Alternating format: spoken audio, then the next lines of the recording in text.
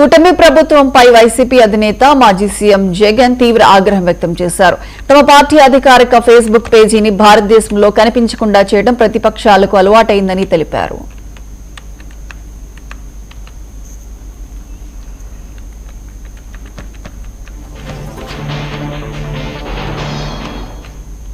ఈ ఏడాది ప్రారంభంలోనే తమ పార్టీ ఇన్స్టాగ్రామ్ ఖాతాను తొలగించారని, ఇప్పుడు ఫేస్బుక్ పేజీని లక్ష్యంగా చేసుకున్నారని ఆరోపిస్తున్నారు. ఇది వైసీపీపై మాత్రమే కాదు, ప్రజాస్వామ్య వ్యవస్థపై జరిగిన దాడిగా జగన్ పేర్కొన్నారు. ప్రతిపక్ష పార్టీ అధికారిక ఖాతాలను నిలిపివేయడం అప్రజాస్వామిక చర్య అని విమర్శించారు.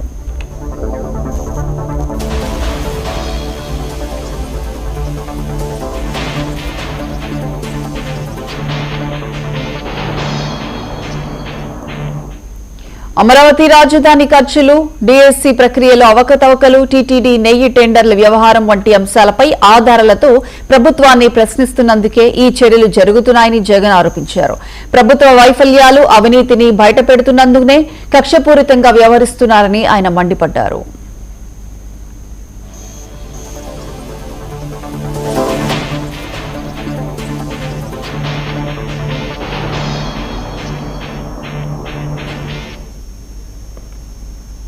తమపై తీసుకున్న చర్యలపై న్యాయపరంగా రాజ్యాంగబద్దంగా పోరాడతామని జగన్ స్పష్టం చేశారు.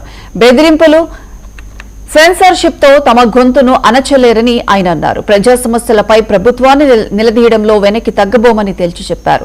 చివరిగా తమ ఫేస్బుక్ పేజీని తక్షణమే పునరుద్దరించాలని జగన్ డిమాండ్ చేశారు.